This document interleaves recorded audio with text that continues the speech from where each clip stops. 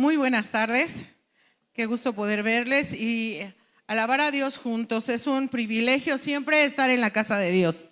¿Cuántos se sienten gozosos cuando vienen a casa? Amén. Estar en la casa de Dios nos da paz, nos da fortaleza, nos ayuda cada día a seguir viviendo en este mundo. ¿Sabes? Hemos estado viendo cosas muy interesantes. Siempre es apasionante leer la Biblia. En tantos años que llevamos leyendo la palabra de Dios, no hay algún tiempo que digamos, no, esto yo ya me lo sé. Porque aunque tú ya lo hayas leído, lo vuelves a leer y vuelves a aprender cosas. Vuelves a leer y Dios te vuelve a hablar de esa misma cita una y otra vez. Refresca nuestro caminar, refresca todo nuestro ser. Y hoy no será la excepción, vamos a hablar y estamos hablando acerca de las iglesias del Apocalipsis. Por favor, abran sus Biblias ahí en Apocalipsis en el capítulo 2 y se llama, ¿cómo se llama nuestro tema? ¿Alguien se acuerda cómo se llama nuestro? ¿De qué iglesia eres? Nuestro tema se llama ¿de qué iglesia eres? El viernes Dani nos dio una introducción y nos enseñaba algunas cositas muy importantes para empezar a ver lo de las 7 iglesias. Yo quiero recordar un poquito. Primero, que estas iglesias están en lo que se conoce como Asia, en el país de Turquía, las 7 iglesias. Y que estas 7 iglesias, cuando la palabra de Dios nos habla de 7, el 7, siempre que veas un 7, quiere decir número de la perfección, número completo.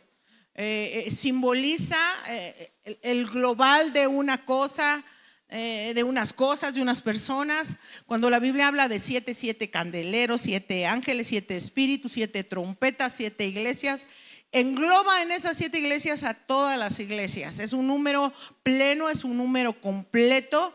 Es un número que nos habla de que ahí está encerrado todo.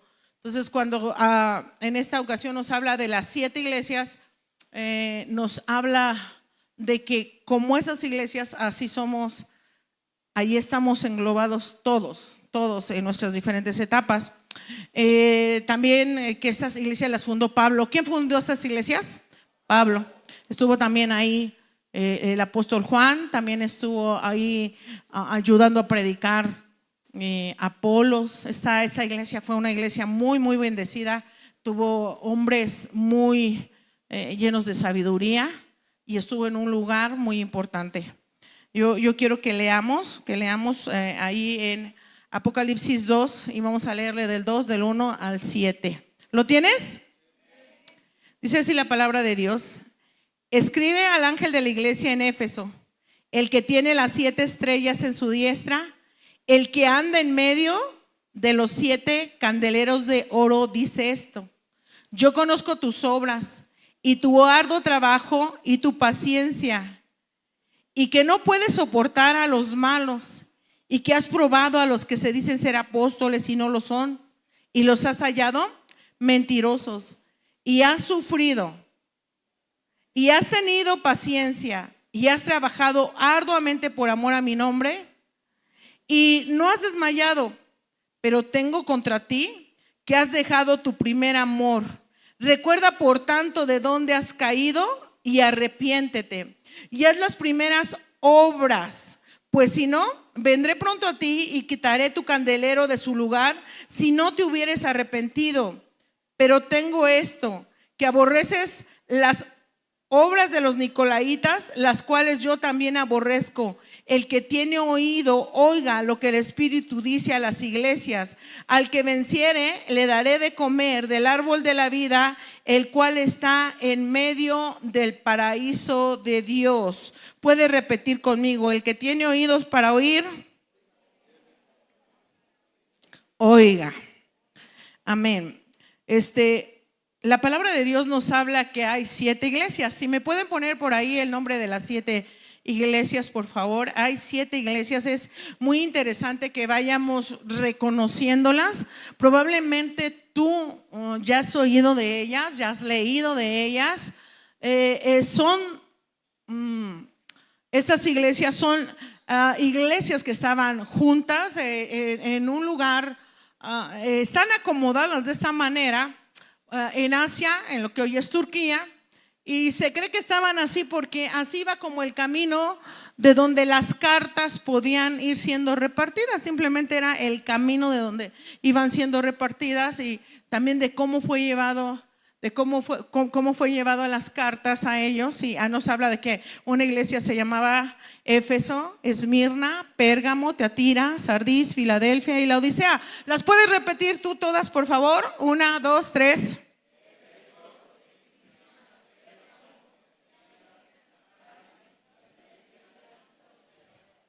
Ajá, esas eran las siete iglesias. Y sabes, de estas 7 iglesias tienen una peculiaridad. Dios siempre habla al ángel de la iglesia.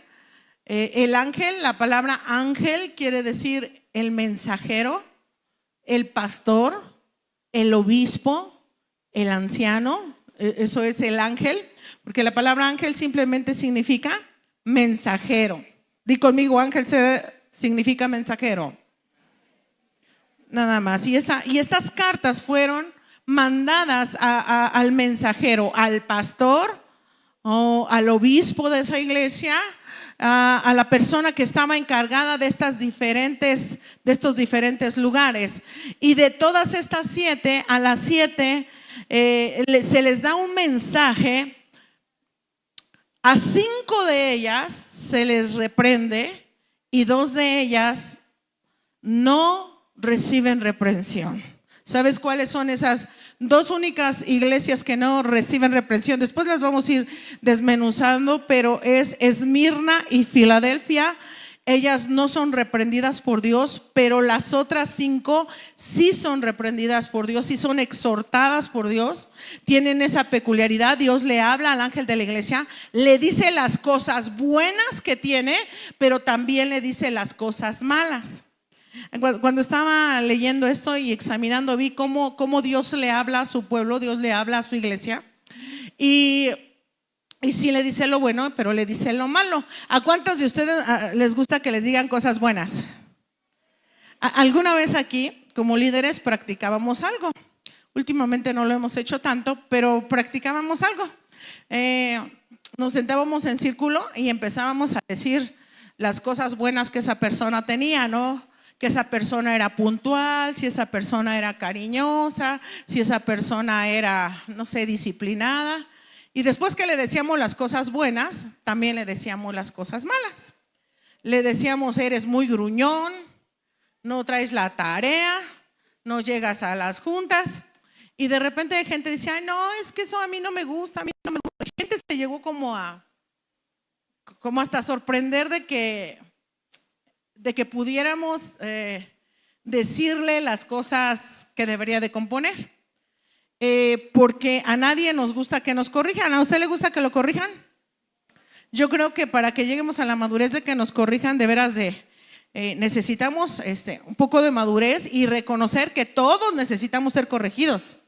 El que siente el que se enoja por ser corregido, pues habla de un gran orgullo, y la verdad habla de que somos muy, muy inmaduros, porque necesitamos todos ser corregidos. Entonces, que nos resalten las cosas buenas, pues qué bonito, ¿no? Ay, eres una persona esforzada, eres una persona trabajadora. No, pero tienes un carácter, pero eres muy retardado. Pero todas esas cosas no nos gustan, y a veces pensamos que esa pedagogía es mala. De hecho, hay pedagogos que dicen: eso no es bueno, a la gente hay que decirle nada más lo bueno, no lo malo. Sin embargo, yo encuentro en la Biblia, en cada una de estas iglesias, que Dios sí les resalta lo bueno, pero también les corrige todo lo malo. De repente, ahí te animo a que te juntes con tu casa nada más, pero no se enojen, no vayan a salir de las greñas. Siéntate con tu familia y examínense a cada uno.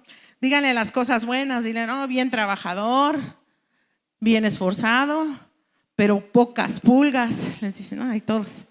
Ajá, ahí come solo, ahí todos, ustedes le sacan todos. Es bueno. Y saben, a veces decimos que no, pero fue una pedagogía que Dios usó. Y que Dios usó con su iglesia y que de repente es bueno que alguien nos diga y guardar silencio. Y una de las reglas era: no te defiendas. Cuando te digan las cosas que debes corregir, no te defiendas. No empieces a decir: sí, yo soy así, pero porque soy enojón, pero porque ustedes me hacen enojar. No, ¿verdad? Sino que si te dicen eres gruñona, es porque te callas y examinas que lo eres, ¿verdad? Y más si ya te dijeron 3, no, pues ya ni cómo defenderse, ¿no? Pues fíjense que así son las cartas. Las cartas que fueron escritas a estas iglesias tenían, primero dije, dirigidas a una persona que las iba a abrir, que era el mensajero, el pastor, el obispo de este lugar, y exaltaba las cosas buenas y después corregía las cosas que estaban haciendo mal. Era algo peculiar de estas cartas. Ahora ya nos estilan muchas cartas. ¿A usted todavía le llegaron algunas cartas? ¿Quién todavía escribió cartitas? Qué bonito era, ¿no? Una cartita. Ya la generación de hoy quiero que puros WhatsApp y cosas así, pero en mi generación sí, cartitas, ¿no? Y que cuando tenías una amiga lejos, ¿no? Qué emoción al abrir esa carta. Hasta le ponías ahí letras bonitas, le ponías un beso y le ponías quién sabe qué tantas cosas. Eran las cartas. Bueno, estas cartas también son dirigidas con mucho amor porque nos habla de una reprensión. Y cuando habla, nos vamos a dar cuenta de cómo el Señor manifiesta ese amor a su iglesia. Si me van buscando el videíto, por favor. Quiero que veamos un poquito de cómo era la ciudad de Éfeso. Hoy quiero hablarles tantito de Éfeso. Éfeso fue fundada también por Pablo. Éfeso era un lugar muy importante, era un lugar donde había comercio, pero también era un lugar de mucha idolatría, donde estaba Diana de los Efesios, donde también se adoraba al emperador. Era un lugar donde Pablo predicó arduamente con pasión y se levantó una bonita iglesia, pero que después descuidó el amor, como nos marca aquí Apocalipsis. Así es que, por favor, si me ponen el videíto, ¿ya lo tienen por ahí? Está muy chiquito, pero… El libro de Apocalipsis comienza con cartas dirigidas a las 7 iglesias que están en Asia. Esta Asia geográficamente se ubica en lo que hoy es Turquía y las 7 iglesias se encuentran en el oeste de esta nación. La primera carta está dirigida a la iglesia que está en Éfeso. La antigua Éfeso fue un puerto comercial y un centro cultural y religioso muy importante en el Imperio griego. Sus ruinas son, hoy en día, las más grandes en extensión en todo el mundo. Aún se puede ver el anfiteatro mencionado en Hechos 19, en donde los discípulos impidieron ir a Pablo porque se había armado un gran alboroto. A pocos metros de las ruinas antiguas se encuentra el Éfeso moderno, ahora llamado Selçuk, en honor a los turcos que reconstruyeron esta ciudad. Selçuk tiene una población de 40.000 habitantes y aunque antes tenía una pequeña iglesia evangélica, lamentablemente cerró y ahora no hay ninguna iglesia cristiana en este lugar. Éfeso fue un lugar clave para el avance del evangelio en los tiempos de Pablo, ya que a esta ciudad venían personas de todas las regiones de Asia Menor. Nuestra oración es que de la misma manera que Éfeso vivió el avance del evangelio en los tiempos de Pablo, vuelva a experimentar la misma salvación hoy en día. Gracias. Dije que Éfeso fue un lugar muy importante comercialmente hablando. Pablo se fue a meter ahí a hablar, a predicar el evangelio. Había mucha brujería también y había hombres, tanto griegos como romanos, con filosofías muy fuertes. Pablo tenía la costumbre de pararse en lugares, había un auditorio muy grande, un teatro muy grande donde se presentaban obras, donde también disertaban, donde también cantaban en ese lugar y predicaba el evangelio. Yo me imagino de qué manera predicaba, que lo oían 5,000, 10,000, 20,000, 25,000 personas en ese lugar y no habían bocinas ni habían micrófonos, ¿no? ¿Y cómo harían? ¿Cómo hablaban? Que a veces nuestra voz no alcanza tan lejos. Cuando venimos a dar la clase o algo, arrímense, hermanos, porque son 20 hermanos y ya no nos alcanza la voz, ¿no? Y menos cantar ni nada. Y ellos, miles de personas, se paraban a disertar y a hablar la palabra de Dios.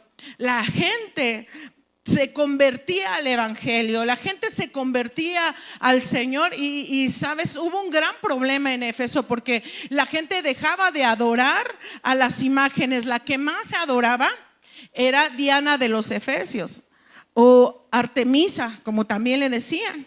Esta imagen tenía alrededor de ella, algunos dicen que muchos pechos, algunos dicen que eran muchos huevos, pero lo que simbolizaba era la fertilidad. Y la adoraban y le bailaban y le ofrecían incienso. Y ellos se mantenían también, muchos de ellos, de vender estas estatuas. E iban a ese lugar y cada que iban a los mercados, cada que iban, ofrecían incienso a la diosa Diana o también ofrecían incienso al emperador. Le ofrecían también ese incienso. Cuando el cristianismo llega a ese lugar y Pablo empieza a predicar el evangelio, Pablo fue tremendo, hermanos, porque no le daba miedo. Así como fue tremendo y perseguía a los cristianos, también fue muy valiente y se metía a predicar el evangelio. Era increíble. A veces nosotros nos da pena hablarle a la familia de Dios. ¿No les pasa que están en una fiesta y a veces hemos dicho, ay, mejor no le digo nada porque se enoja? Es que yo no sé, mejor no quiero pelear. Es que luego le empiezo a decir ahí y se enoja. A Pablo no le importaba que la gente se enojara. Él empezaba a hablar, empezaba a decir, empezaba a proclamar el evangelio y la gente se le enojaba. O sea, él ya sabía que se iba a enojar. Es más, muchas veces lo golpeó, le pegó, lo pateó, lo llevó a la cárcel. Así como él arrastraba, también le metieron sus arrastradas. Pero él seguía predicando, seguía diciendo, seguía hablando. Y en ese lugar, hermanos, predicó tanto, habló tanto del evangelio que cuenta la palabra de Dios que se enojaron porque se les vino abajo el negocio. Ya no les compraban sus estatuitas, ya no vendían tantas imágenes. Entonces le agarraron coraje a Pablo, tanto se convirtieron que ya no compraban a las ven que donde el negocio de donde hay iglesias grandes, así como aquí en México que está la Guadalupana, usted sale y venden muchas estatuitas, no importa la iglesia donde vaya. Pues en ese entonces era igual. Salían y había muchas estatuitas y entonces se vino abajo el negocio y empezaron a echarle mucho pleito a este Pablo porque eso había pasado. La iglesia de Éfeso empezó a crecer y empezó a crecer muy grande y muy bonita, hermanos. Era una iglesia hermosa, era una iglesia que trabajaba para el Señor, era una iglesia que se esforzaba y por eso en Apocalipsis nosotros encontramos que el Señor alaba muchas cosas de esta iglesia, alaba cosas que ellos hacían bien, hicieron bien. Solo una les reprocha. Y con esa, hermanos, nos abre los ojos no solo a ellos, pero también a nosotros. La iglesia, veíamos el viernes, vamos a ver estas características de la iglesia, más o menos como hemos visto los temas de las fiestas, con tres formas de ver el mensaje a las iglesias. ¿Alguien se acuerda? ¿Alguien apuntó cuáles son estas formas de ver a la iglesia? Primero es el mensaje a la iglesia de una manera histórica, ¿se acuerdan? Hay que ver a la iglesia histórica. Históricamente era lo que estaba pasando. Estaban en esa ciudad, estaban en Éfeso. La ciudad era grande, era portentosa. Iban ahí todos los comerciantes. Había muchos edificios, había mucho comercio, había mucha idolatría y se adoraba a Diana de los Efesios. Fue en ese lugar donde el evangelio, donde Pablo, donde Apolos, donde Juan predicaron el evangelio de una forma poderosa, que gente se convirtió al evangelio, que gente vino al Señor y empezó a proclamar que Jesucristo era el Señor. La otra cosa que tenemos que examinar es el mensaje también a la iglesia de una manera universal, porque los teólogos dicen que esto tiene que ver con una iglesia universal y nosotros tenemos que ir examinando, a ver, ¿de qué iglesia soy yo? ¿De qué iglesia eres? Probablemente si te pregunten dirás, yo soy de casa de Dios. Pero cuando examinamos estas iglesias, tenemos que pensar, tenemos que examinarnos, sí de una manera histórica, sí también de una manera a través de la Iglesia Universal. Por ahí les di una imagen donde se nos enseña cómo ha sido vista la iglesia de una manera universal. O sea, ellos piensan, por ejemplo, que el cristianismo en el periodo de la iglesia de Éfeso es del 0 al 64 y es el periodo del primer amor, donde la iglesia tenía mucho amor, donde la iglesia estaba fuerte espiritualmente. Después viene el periodo de Esmirna, donde el cristiano sufre. Después Pérgamo, cuando el cristiano es mundano, el cristiano después pagano con Tiatira. Después el cristiano muerto, el que dice tienes nombre de que vives pero estás muerto. Después el cristiano fiel y después el cristiano tibio. Según la teología de hoy, estamos en la Odisea. Esto es una de las interpretaciones, que nosotros estamos en la Odisea del periodo del cristiano tibio. Ahí déjame tantito esa imagen. Nosotros ahorita estamos viendo Éfeso, con cómo el Señor les decía, ustedes tienen muchas cosas buenas. Y tenemos que ir examinando eso, hermanos. Tenemos que examinar algo. Ellos hacían cosas buenas. Éfeso era una buena iglesia.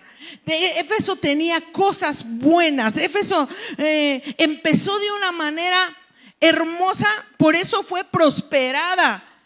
El videíto que leíamos ahorita dice que la tristeza es que a través de los siglos esa iglesia desapareció y hoy no hay ni una iglesia cristiana.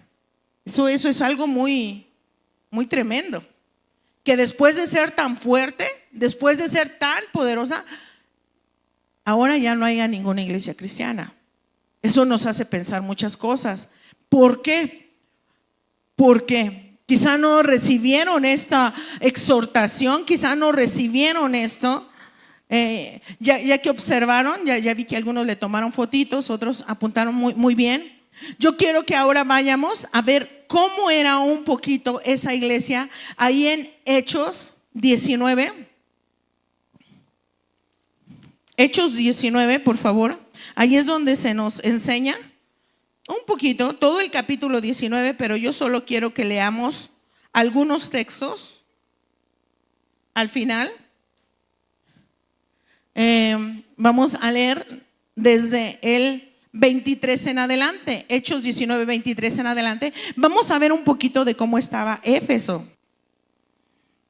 Yo quiero leer para ustedes Hechos 19, 23. Pongan atención y si tienen su Biblia ahí, síganme.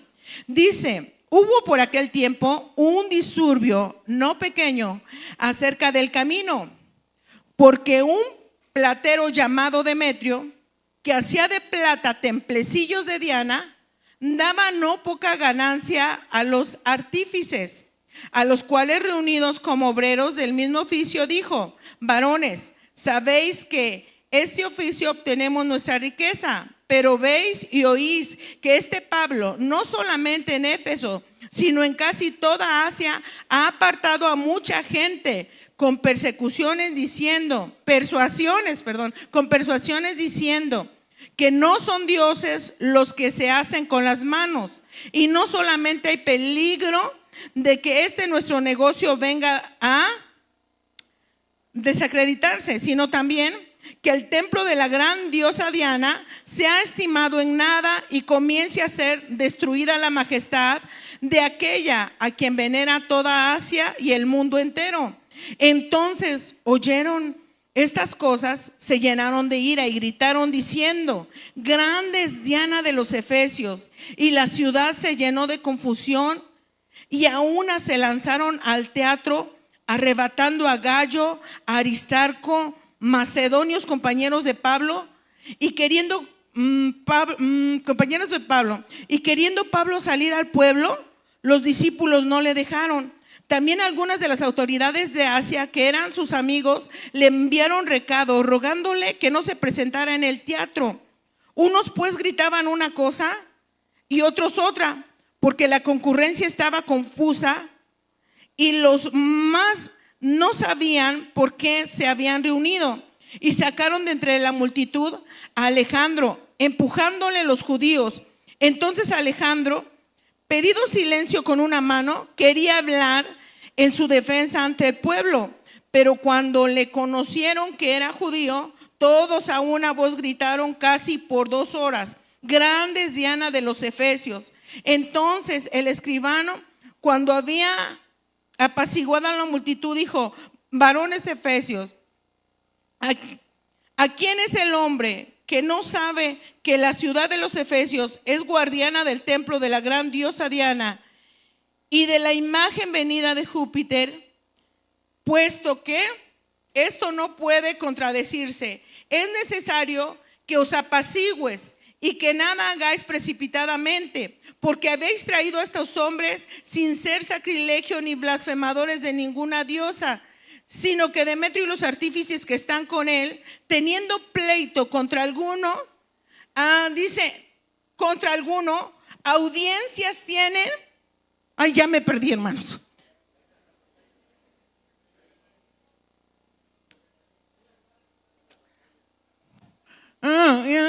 Que tienen pleito contra algunos. Audiencias se conceden y procónsules hoy, acúsense los unos a los otros. Y si demandáis alguna otra cosa en legítima asamblea, se puede decidir, porque peligro hay de que seamos acusados de sedición por esto de hoy, no habiendo ninguna causa por la cual podamos dar razón de este concurso. Y habiendo dicho esto, despidió la asamblea. Miren, el chisme estuvo así. Estaban todos en un teatro bien grandote.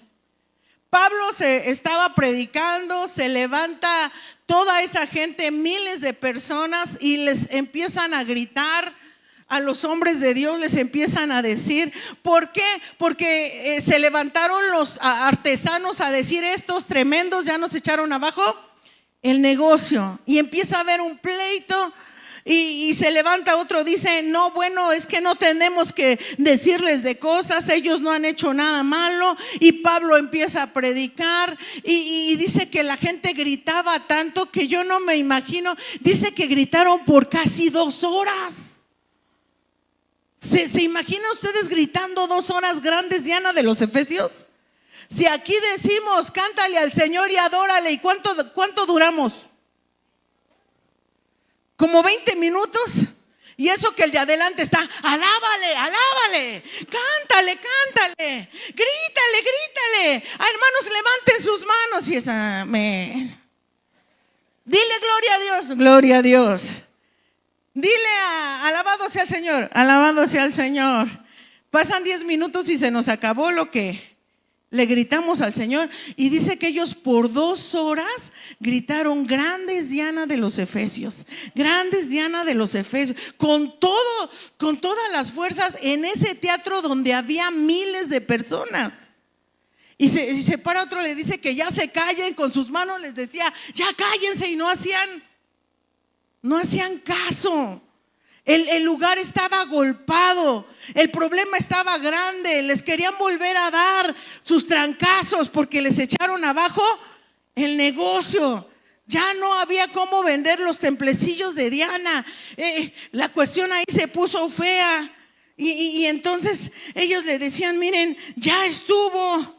No podemos seguir adelante, no podemos seguir en esta asamblea, porque no eran 50 personas, no eran 100, eran miles. Y a Pablo no le daba miedo estar ahí. ¿A usted alguna vez le han echado pleito unos 5 o 6? ¿Su familia le ha dicho aleluya? ¿Su familia le ha dicho: ay, esto es un payaso creído pandereta, y ya lloramos y nos vamos? Pues a ellos miles de personas les gritaban, les decían que les habían echado abajo su negocio, y ellos seguían predicando, seguían proclamando, seguían adelante. Esa era la iglesia de Éfeso.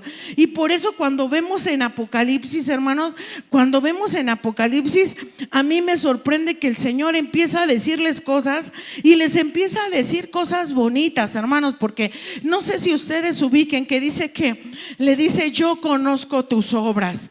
Y esa es una cosa que cuando la piensas dices: qué grande es Dios. Que Dios te diga que conoce tus obras. ¿Cuánto dolor hay en nosotros porque nadie ve lo que yo hago? O todos lo ven mal. O siempre pensamos que otro es el favorito, y empezamos desde chiquitos. Es que mi mamá quiere más a mi hermanito. Es que a mí no me ven lo que hago. Yo hago cosas buenas y a mí no me ven. Es que yo sí me esfuerzo, pero a mí no me aplauden. Mi mamá y mi papá solo quieren a mi hermana, solo quieren a mi hermano. Y como de ahí empezamos y seguimos con la iglesia. Es que a mí nunca me han dicho gracias. Es que a mí nunca me han favorecido. Es que nunca me han dado un reconocimiento. Ahora que fueron las graduaciones la otra vez, el pastor y yo estábamos platicando que íbamos a hacer unas graduaciones masivas. Porque varios dijeron: ay, ¿cómo a mí no me dieron cuando yo me gradué? A mí no me dieron eso. Es que a mí no me pusieron toga ni birrete. Y eso que yo saqué 10. Y es que porque a mí no me dieron mi papel. Se pusieron bien chipiles, ¿no? Porque hay una necesidad de que me vean. Y el Señor dice aquí algo bonito. Dice: yo conozco tus obras.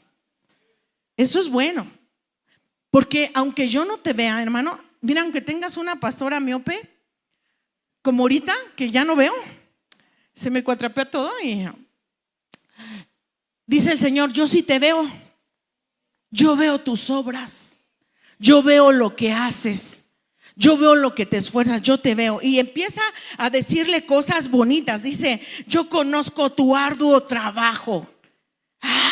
¿Cuánta gente trabajadora hay aquí? Para el Señor, para su casa. Dice: yo conozco tu arduo trabajo. Si tú has trabajado para el Señor, dice el Señor: mira, yo te veo y yo conozco tu arduo trabajo. Yo conozco que eres una persona paciente. Dile: ahí te hablan tu paciencia. Ahí te hablan. Yo conozco que eres paciente, dice aquí la palabra de Dios. Yo conozco tu paciencia, yo la conozco. Y yo te conozco, dice la Biblia, que no soportas a los malos. Mira cuántas cosas buenas tenía Éfeso. No soportaba a los malos. Eran personas que identificaban las cosas malas y decían: eso no se hace, eso no lo vamos a hacer. Eso no está bien que lo hagamos. Y cuando venía un hombre malo, también lo detectaban. Y luego identificaban y ya no lo soportaban. No soportaban a la gente perversa. Otra cosa que tenían, eran inteligentes, porque dice que probaban a los que se decían apóstoles y no lo eran. Ayer como hoy hay mucha gente que se dice ser pastor, ser pastora, ser apóstol y no lo son. Y de eso debemos de estar todos sabedores, hermanos, porque por causa de esas personas a veces nosotros dejamos de seguir, de servir a Dios, de dar a Dios, porque decimos: yo conocí a un apóstol, yo conocí a una persona. Ayer como hoy los hay verdaderos y hay falsos. Y la iglesia de Éfeso decía que lo sabía discernir muy bien. Cuando alguno era medio fallo, luego lo veía, lo escaneaba y decía: este no es de a de veras. ¿Sale? Este viene que pura prosperidad, que puro pídele al Señor carros y te va a dar carros, calandrias, taxis y todo. Y entonces se parecían a ti, que sabes escanear todo, que cuando te quieren tirar dices: no. Ahora tampoco te haces el duro si te caes, ¿no? Te dispones, pero también no es que de ti cáete porque te caes, ¿no? No. Sabes discernir. A todos, dice, has probado, y a los que sí dicen ser apóstoles y no lo son, los has hallado mentirosos. Miren cuántas cosas buenas tenían estas personas. También dice, has sufrido. ¿Cuántos no han sufrido por causa del evangelio? Ha sufrido. A muchos, estábamos hablando en nuestra clase de discipulado, muchos de nosotros hemos sufrido específicamente por causa del evangelio, porque otros sufrimos por deporte, ¿no? Porque no las buscamos. No las buscamos, entonces, ¿no? Pero estoy hablando de un sufrimiento que sufres por causa del evangelio, que sufres porque cuando vienes a la iglesia, hermano, tus papás te desheredan, o tu familia te dice, ya no eres mi familia. Tu hermano te dice, ya no eres mi carnal, córtalas, porque si te volviste hermano, ya tienes otros hermanos y ya no eres mi hermano. Y entonces empiezas a llorar y a sufrir. Bueno,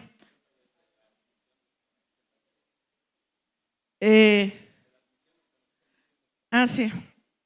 Uno tiene, hermanos, que aprender a sufrir por causa del evangelio, porque uno a veces no quiere sufrir y por poquito ya llora.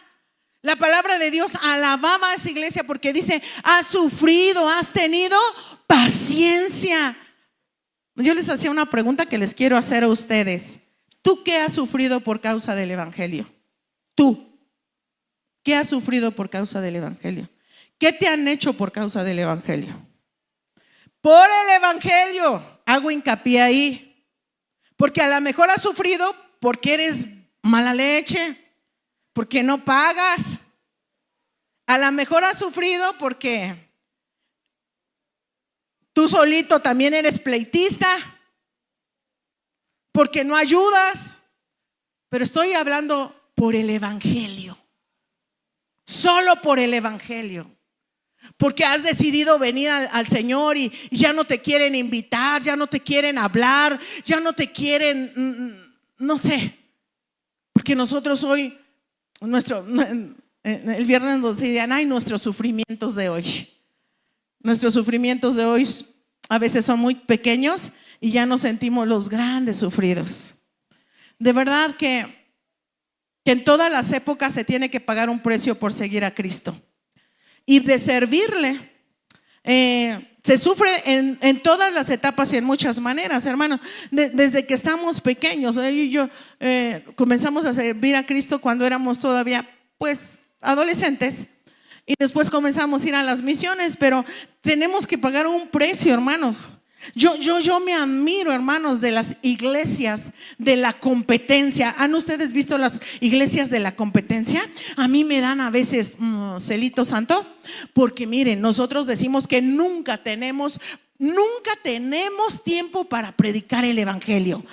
Y ves a la competencia que anda desde las 7 de la mañana por todos lados y no le tiene miedo a los perros. Ya tienen sus sombreros, sus sombrillas, sus trajes, porque no van todos chilapastrosos, van bien arregladitos a predicar el evangelio. Ya está por allá por la finca, andan bien fervientes y nosotros no. Hay otra clase de competencia donde se visten de negro con blanco. ¿Los ha visto usted? Corbatitas así. 2 años de su vida dan, 2 años, aparte todo lo demás que hacen como nosotros, pero 2 años íntegros de su vida a misiones. Eso quiere decir que predican de lleno el evangelio, sirviendo en predicar el evangelio a los pueblos, ciudades, colonias. Ellos solitos se sostienen, ofrendan 2 años de su vida. Ellos trabajan para pagarse esos 2 años, o su familia los apoya y predican. Mientras la iglesia de Jesucristo, llena del Espíritu Santo y revelaciones, nunca tiene tiempo. Dile, por allá y te hablan. No. Recuerdo que en esos años, cuando nos mandaban de misiones, hermanos, se paga un precio, de verdad se paga un precio. Teníamos que colgarnos las mochilas con diamantina, plastilina, colores, crayolas y todo en las bolsas, montón de papel bonds, subirte, bajarte de los cerros. Y miren, yo sé que tengo cara de que nací, crecí en Oaxaca, pero de ahí nada más la traigo la sangre, porque crecí en Chimalhuacán. E iba, hermanos, y les digo esto, ¿sabes por qué? Porque me equivocaba de lomita, de cerro. Me decían, cuando estábamos en la planicie, la iglesia donde vas o donde van a visitar a los hermanos está en aquella loma o en aquel cerrito. Estábamos parados abajo y decía, tienen que subir, bajar, se van por el río, hay una vereda y llegan a aquella loma. No me vas a creer, pero me iba como me decían y resultaba en el otro cerrito. De verdad, a los que son de pueblo les parece ridículo, pero es que nos dicen, ahí se ve el camino. Uno que va de aquí de Chimalhuacán, no hallas el camino. Uno dice, ¿cuál camino? Porque los que son de ahí dicen, ahí se ve el camino. ¿Y tú cuál camino, Dios mío? Y tienes que elegir de ti, María. Y cuando ves ya te subiste a otra loma. Ahora te tienes que bajar con la plastilina cargando, los frascos cargando, el papel cargando. No más vieras esas cansadas. Nos agarraban los aguaceros, los polvaderos. Para bañarse decían, para que se bañe solo tienen que ir a traer el agua del río, aquí abajito. ¿Ustedes saben cuál es lo aquí abajito en el río? Bajábamos como media hora, 40 minutos entre polvo, piedras y todo eso, ¿no? Te bañabas en el río y cuando subías más mugroso que cuando bajaste. Bajábamos por una cubeta de agua y subíamos con menos de la mitad de tanto que nos angoloteábamos. En la noche, yo recuerdo que nos tocó ir a muchos pueblos, pero si había una cama era una super bendición. La mayoría de cosas para ir a misiones, a los pueblos, a los ranchos, no había camas.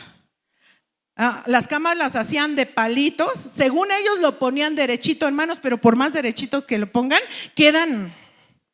Usted se sube a esa cama y luego sienta la espalda hartos. Y le cuento, no había ni luz. En unos pueblos ya metieron luz y en unos ranchos, pero todavía cuando yo era chiquita, ya hace como 50 años que pasé, no había luz, hermanos. Y entonces compraban baterías y ponían focos de carrito. De esos, los conectaban en la batería y los ponían. Donde estaba ese foquito, como en todo lo demás no había luz, había no moscos, hermanos, mayates. Y toda la cosa que vuela, usted veía alrededor del foco. A uno le da miedo, hermano, porque uno lo que más ha visto son zancudos y moscas. Eso es lo que hay aquí, ¿no? Pero usted va al pueblo y mayatitos, mayatotes, verdes, amarillos. Dice, alguno de estos picará y será ponzoñoso. Señor, te entrego mi alma. Uno tiene que pasar, hermanos, ahí, todo ahí. Y después, hermanos, si uno quiere ir al baño, ¿dónde tiene que ir? Tras la lomita donde hay hormigas. Yo recuerdo que muchas de mis compañeras, hermanos, llegando la noche, luego un calor, hermanos. Pero si te bajabas abajo, había pulgas, chinches y garrapatas. Tú ya no sabías si subirte o bajarte. Muchas de mis compañeras se agarraban así las manos, se mordían de desesperación. Entre el calor, los mayates, la comida, el cansancio. No, hermano, servir a Dios hay que pagar un precio. A usted dice que está bien sufrido porque se vino en combi. Pero miren, hermanos, el pueblo de Dios a veces ha tenido que sufrir mucho más.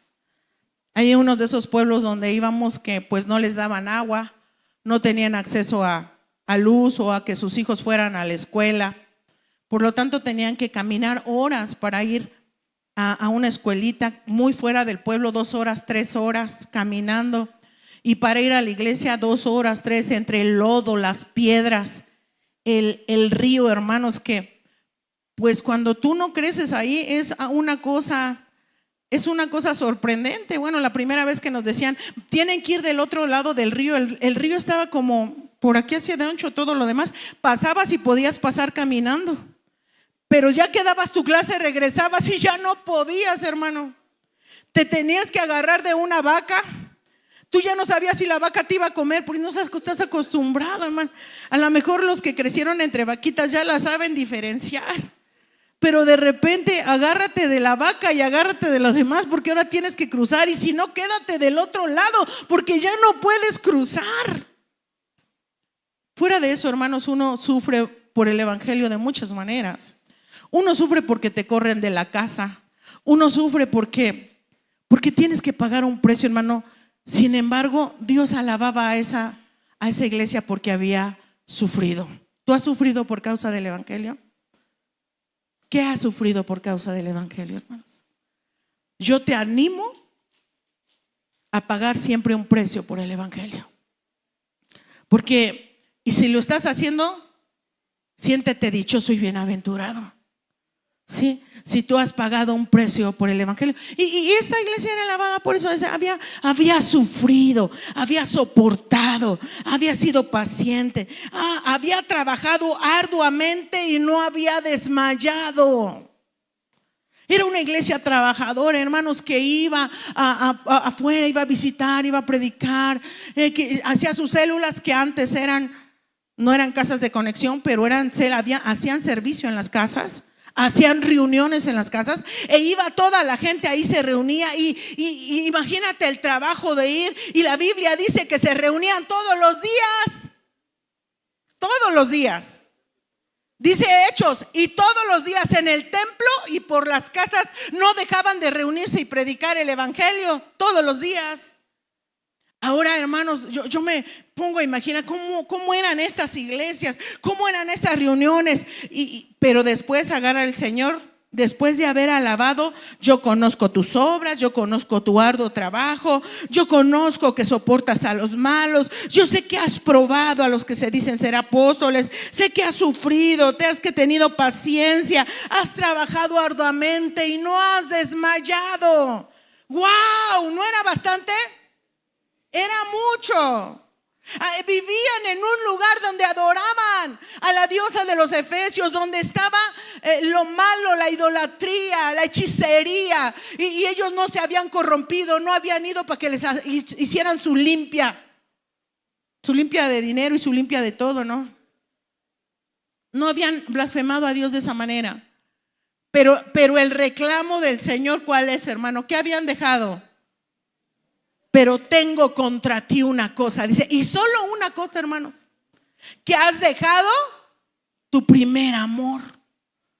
Y ese es algo que nosotros, así como antes les decía a todos, la iglesia a través de la historia, pero no solo es a través de la historia, hermanos, es algo que la pregunta no es eso ya se cumplió, esa no es la pregunta.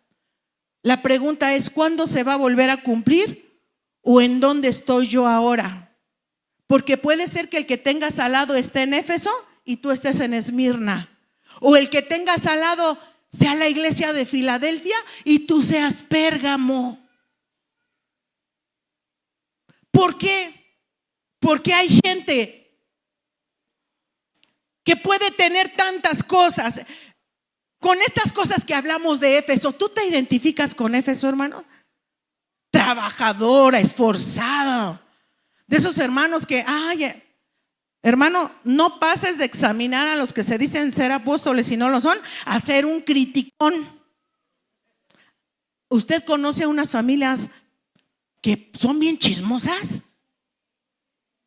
Miren, tengan cuidado, porque hay familias donde se la pasan chismeando del pastor, chismeando de los hermanos, chismeando de la célula, chismeando de todo.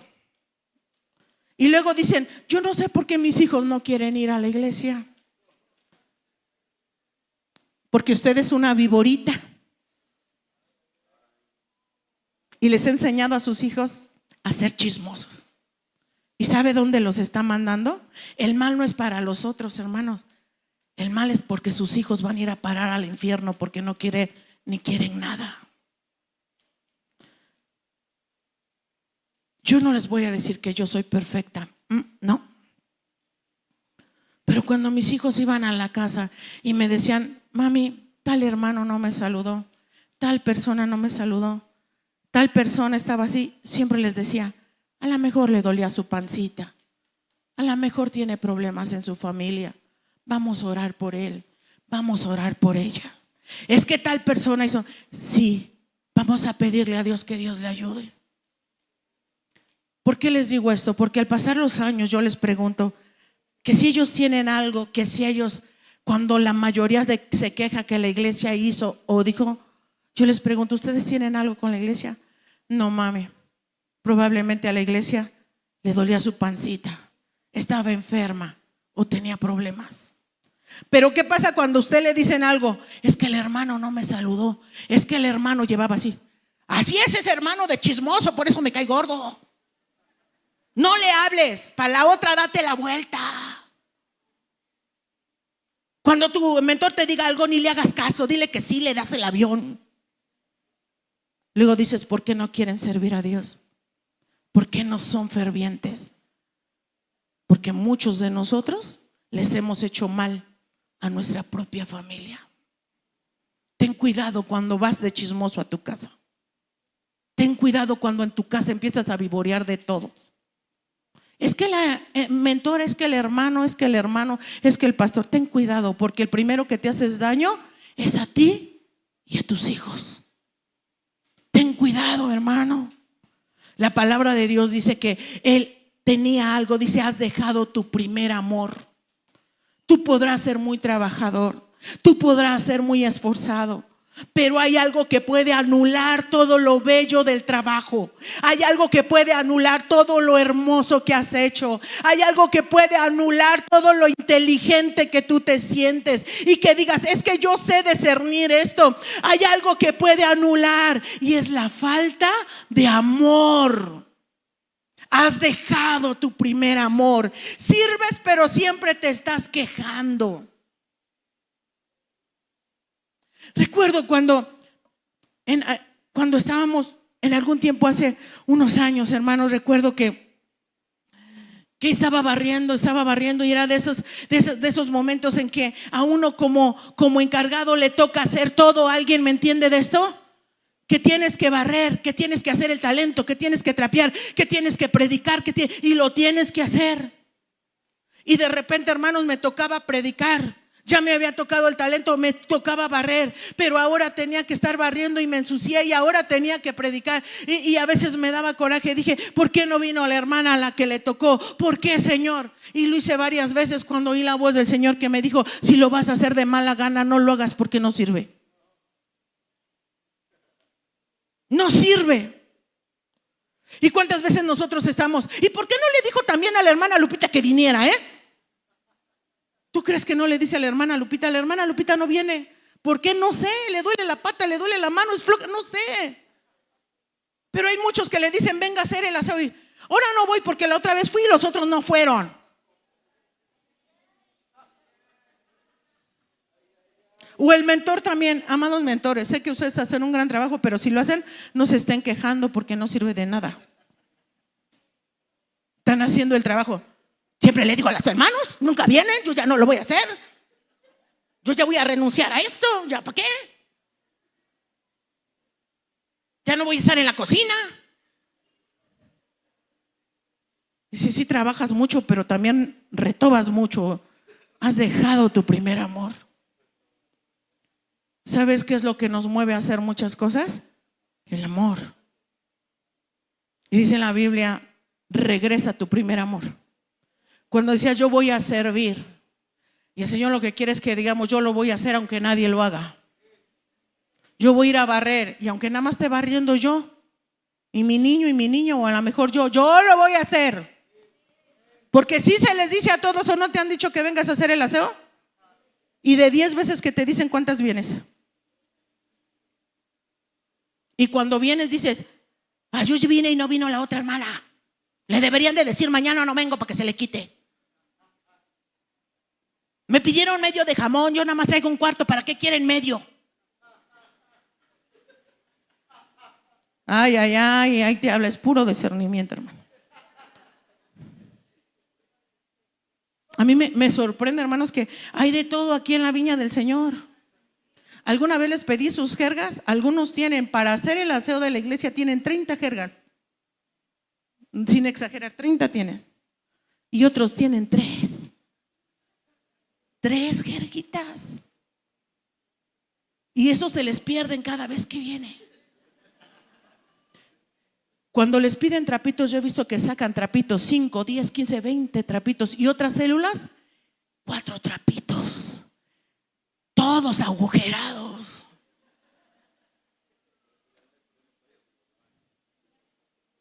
Las toallas de los baños, hermanos, llenas de cloro, feas.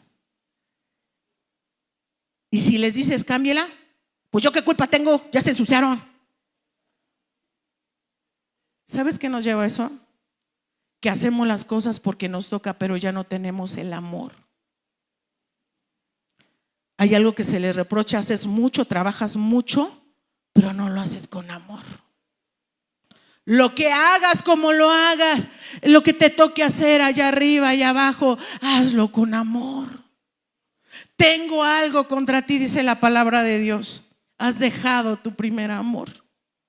Porque uno cuando está enamorado, ¿me ayudas, Bambis, Elías, o el que esté? Venga, miren, cuando uno está enamorado, uno hace votos al Señor con todo el corazón. Yo no sé si usted lo ha hecho, o si otro lo ha hecho, aunque sea en la pandemia. Algunos le juraron al Señor amor eterno en la pandemia, que se les olvidó el otro año.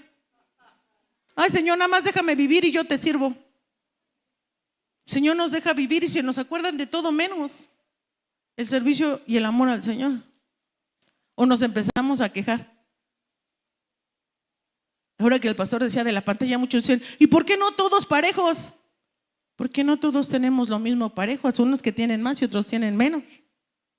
Pero nosotros siempre decimos: ¿pero por qué no todos iguales? Dios no a todos ni nos trata igual, ni nos dio igual, ni nos pide igual a nadie. Todos somos diferentes.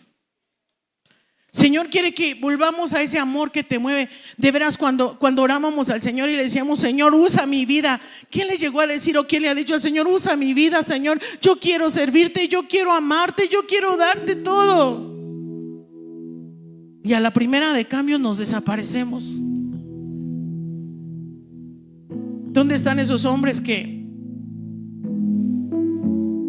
y esas mujeres que le han dicho al Señor: Señor, usa mi vida? Yo te voy a servir, yo te voy a amar. Muchos piensan que servir a Dios nada más es agarrar el púlpito. No, hermanos, con toda humildad, con todo mira, de verdad, estoy aquí, lo hago con respeto y con amor a cada uno de ustedes, pero uno no empieza amando el micrófono, hermanos. Lo que menos quiere uno, lo que menos uno quiere es pararse aquí y agarrar un micrófono. Muchas veces le he dicho: Señor, yo quiero servirte, yo quiero amarte, yo quiero honrarte, Señor. ¿Tú no le has dicho así al Señor? Vuelve a tu primer amor. Vuelve a tu primer amor, ese amor que te mueve las entrañas, ese amor que te conmueve y dices: no importa si nadie me apoya, no importa si nadie me da, no importa si nadie me acompaña, no importa, yo voy a amar al Señor. Si voy sola, si voy acompañada, si tengo o no tengo, voy a amar a Dios y le voy a servir. En la vida pasan muchas cosas, muchas etapas en la vida. Yo bendigo a Dios porque hoy no me hace falta nada, porque Dios me ha rodeado de amor y Dios me apapacha y Dios en medio de todas las cosas me muestra su gloria, porque Dios no es deudor de nadie. Yo recuerdo algún tiempo de mi vida que les he contado de muchas etapas, aunque a veces recuerdo diferente. Cuando oigo a mi hermana o oigo a mi mamá, como que recordamos diferente. Eso no es malo, así están los evangelios. Uno recuerda una cosa y uno recuerda otra. Pero yo recuerdo, hermanos, que llorando porque no me quejo de mi papá. No, mi papá fue un instrumento grande de Dios para formarme. Pero yo recuerdo que papá me decía, cuando yo regresé del seminario, y me dijo: si quieres vivir aquí en la casa, puedes vivir aquí en la casa, solo tienes que ayudarme con el negocio Pararte a las 8 de la mañana es mi desayuno.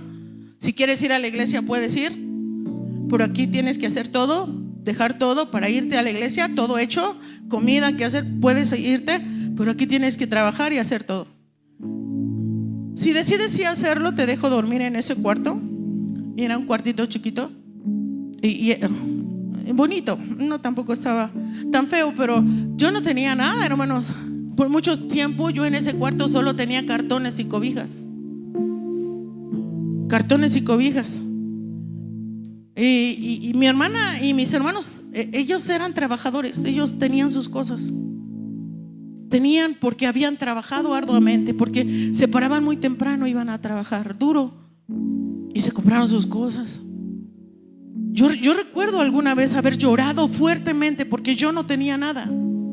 Y llegar a mi casa después de un servicio a las 10, 11 de la noche caminando porque ya no había carros, y si había carros no había dinero para la combi. No iba muy lejos, tampoco, no iba muy lejos. Yo iba por donde estaba el Chimali y después ya no había carros y nos veníamos caminando porque el culto ya terminaba un poquito tarde, entonces nos veníamos. Pero recuerdo llorar, hermano, llorar en un tiempo, llorar mucho de no tener nada, de llegar y agarrar tu cobija y extender tus cartones y decir aquí, Señor, ya estudié, Señor, ya hice esto, ahora te sirvo, Señor, pero yo no tengo nada. Yo recuerdo haber llorado, decirle, Señor, ¿acaso lo hice por mis fuerzas, haberme esforzado en el seminario, haber ido a las misiones, haber puesto a veces en contra de lo que mi papá o la familia decía, Señor, haber estado en la iglesia tanto tiempo solita, Señor? No tengo nada. Lloré con mucho dolor. En esos días estaban aquí unos profetas que son los hermanos Brown. Ellos han escrito muchos libros. Y yo me acuerdo que ese día mi pastor me dijo, ven, estaba orando por varios y me dijo, ven. Y yo me hinqué, me dijo, ven, híncate. Yo me hinqué, pero me hinqué con tristeza y desazón en mi corazón, porque yo veía las familias que estaban, familias enteras, familias fuertes. Veía a otros jóvenes bien vestidos, con carro, con cosas, porque trabajaban. Y yo trabajaba, pero ese trabajo solo me alcanzaba para la comida y para servir a Dios. Y yo le decía, Señor, yo te quiero. Siempre le juré al Señor que le quería servir, pero ese día que me vi sin nada, que cuando es una fiesta todos se compran zapatos y se compran la ropa, y yo no tenía para hacerlo, no tenía. Y no tenía, no por floja, porque Dios sabe que no era por floja, sino porque toda tu inversión se va a otro lado. Viendo eso, el Señor me llaman los profetas y me empiezan a decir algo, hermano. Me dijeron, dice el Señor que quiere saber algo. Yo estaba ahí sin decir nada, hermanos, Yo estaba con el corazón triste. Y me dijeron, dice el Señor, ¿cuántas tribus tenía su pueblo? 12. Que se les heredó a todas cuando lucharon, cuando trabajaron. ¿Qué se les heredó? No me estaba acordando. Le digo, tierra. Dice, sí. Después de haber salido, Dios les dio tierra, les dio un territorio a cada una. Ellos lo decían en inglés y les traducían, y dice el Señor, ¿te acuerdas que se le dio a Leví? Yo me quedé pensando y le digo, pues nada. Y le dije, nada. Y se me queda viendo y dice, sí, se le heredó el sacerdocio, servir a Dios perpetuamente. Tú me dijiste, me dijiste ayer, yo no tengo nada. Yo no tengo una cama, yo no tengo casa, yo no tengo nada, Señor. Nada. Lo que se dice, nada. Y dice el Señor, así como hoy te digo que yo soy tu herencia, y yo te llamé para que tú ministres en mi presencia, Y cuando voltees y veas y digas, porque nada se te dio de tierra, es cierto, nada te heredas ni nada, pero yo soy tu herencia. Vas a ministrar en mi presencia. Y en su tiempo, dijo el Señor, yo te voy a dar todo lo que deseas, todo lo que tú anhelas. Nada vas a anhelar. Y dinero, porque si me dijo el Señor, dinero vas a tener para ti, para todos los que te rodeen. Y aquellos que estén a tu lado vas a poder extender la mano. Jamás te va a faltar dinero en las manos, porque yo soy tu herencia y yo te revisto. Yo salí de ese lugar, hermanos. Ya no me importaba si no había estrenado, sin nada. Yo volteaba al cielo y yo decía, Dios me mira. Dios me mira. Dios ha sido fiel, hermano. Dios ha sido bueno. Nunca me ha faltado nada. Nada, nada. Cada palabra que Él me ha dicho, me ha rodeado de gente tan hermosa como tú. Me ha dado un esposo que me ha dado tantas cosas. Nada me hace falta. Yo volteo y me acuerdo. Y todavía, hermanos, esporádicamente oigo la voz del Señor. Volteo, veo a mis hijos, veo a mis hermanos, los veo a ustedes, veo la casa, y sé que aún nos falta alcanzar más, pero aún volteo y todavía oigo la voz diciendo, ¿me sigues amando como cuando no tenías nada? Hoy tienes quien te abrace. Hoy tienes quien te sostenga. Hoy tienes muchos vestidos y muchos zapatos. Hoy tienes una casa. Dios me ha dado la oportunidad de conocer personas y lugares hermosos. Y todavía oigo la voz diciéndome, todavía soy el número uno en tu vida. Todavía me amas como cuando no eras nadie. Y yo le abrazo mi Biblia y le digo, te sigo amando. Si tengo hijos, si tengo esposos, si tengo a mi familia, si los tengo a ustedes, sé que es la muestra de Dios, de la fidelidad de Dios a tu vida. No pierdas el amor de Cristo en tu corazón. Para servir a Dios se paga un precio, y si no quieres renunciar, no hay amor. Pero la renuncia se tiene que dar en amor. Para la iglesia, para tu casa.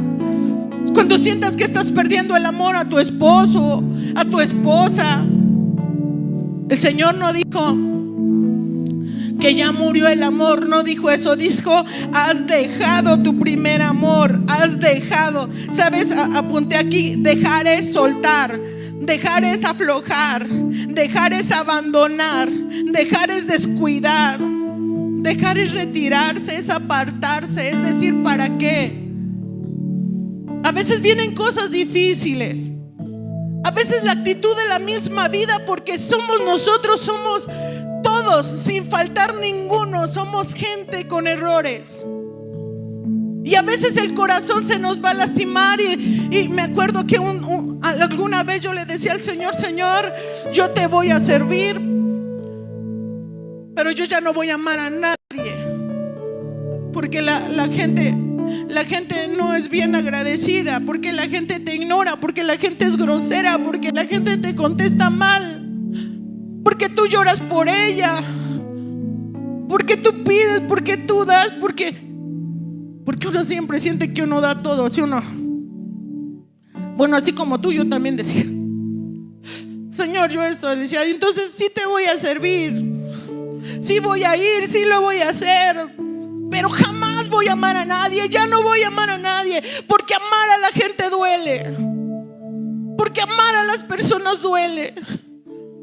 Y yo lloré ahí y le dije, ya no más, ya no. Sí los voy a predicar, sí voy a trabajar, sí, pero yo no los voy a amar. Y nuevamente la palabra de Dios venía a mí y decía, así no me sirves. Si tú no amas, no me sirves.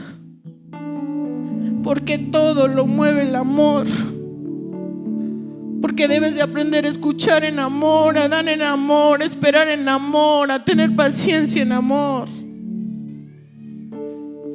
Si sientes que se te acabó el amor por tu esposa, por tu esposo, por tu familia, ya nada más les haces los chilaquiles porque ya no hay de otra.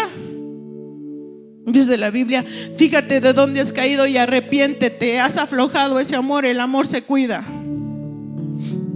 Si sientes que tú has dejado y ya nada más vas a trabajar y llegas y le avientas el salario a tu esposa, o le dices: ahí te va y te estás gastando mi dinero. Si ya nada más llega tu esposo y le avienta los frijoles porque no hay de otra. Fíjate de dónde has caído y arrepiéntete. Y trabaja. Hazlo con amor. Y lleva tu salario con amor. Y sírvele a tu esposo sus chilaquiles con amor. Y sirve a tus hijos con amor. Porque si no, de nada sirve que hagas tantas cosas si no lo haces con amor. Y ven a trabajar a la iglesia, y aunque si en tu equipo son 30 y nada más vienen 5, háganlo con amor, que Dios los mira. Siempre va a haber gente que no lo haga. No sabes por qué. Todavía no tiene revelación, está distraída, está trabajando, no sé. Pero si tú pudiste venir, hazlo y sirve a Dios con amor. Fíjate de dónde has caído, porque le alababa tantas cosas, pero el no hacer con amor las cosas. Dice: arrepiéntete, haz las primeras obras. Así es que yo no sé qué has hecho. Si con la iglesia lo has hecho mal, si con la casa lo has hecho mal, para la próxima sirve el cafecito con mucho gusto. Tengan mis niños preciosos sus hotcakes, su sopita. Se los hago con cariño. Hijos, también denle a sus padres: papito, te doy un refresco, te paso agua. Háganlo con amor. No digan: es que mi papá viene otra vez, quiere que le haga. Hazlo con amor. Pásasle sus chanclas con amor. Sóbale sus pies con amor. Sírvele a tu esposo: es que a mi esposo no le gusta esto. Bueno, ni modo, no le gusta eso. Hazte tú aparte un poquito y dale a él lo que le gusta con amor. Toca con amor, danza con amor, enseña con amor. Que el Señor dice: yo te miro y conozco tus obras. Amén. Por favor, pónganse de pie. Inclinen su rostro y díganle: Señor, perdóname si a veces se me olvida hacer las cosas con amor. Terminando, le voy a pedir al pastor que venga, despedirnos, pero inclina, vamos a orar. Perdónanos cuando hacemos las cosas de mala gana.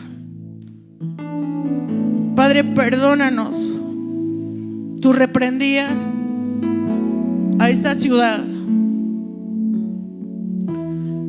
Tenía tantas cosas buenas, era valiente, era trabajadora, era inteligente.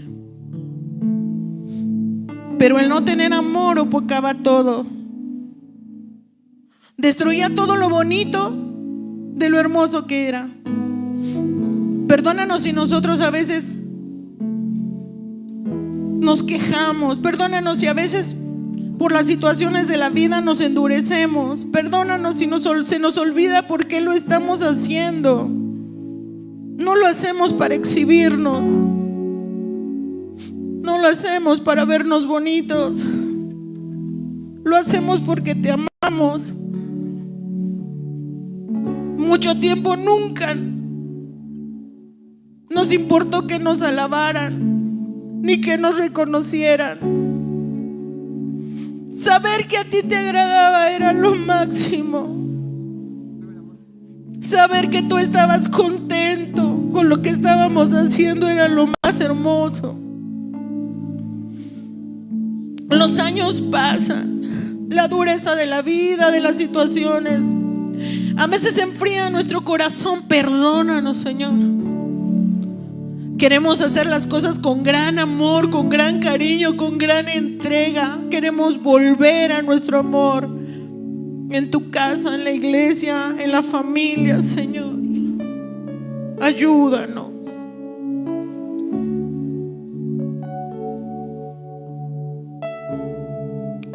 Yo creo que Dios está tocando corazones.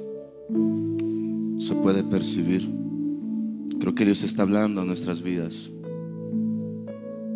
Creo que tenemos que aprovechar este tiempo. Si tal vez tú quieres una oración, ven. Pasa y puedes hincarte en algún lugar.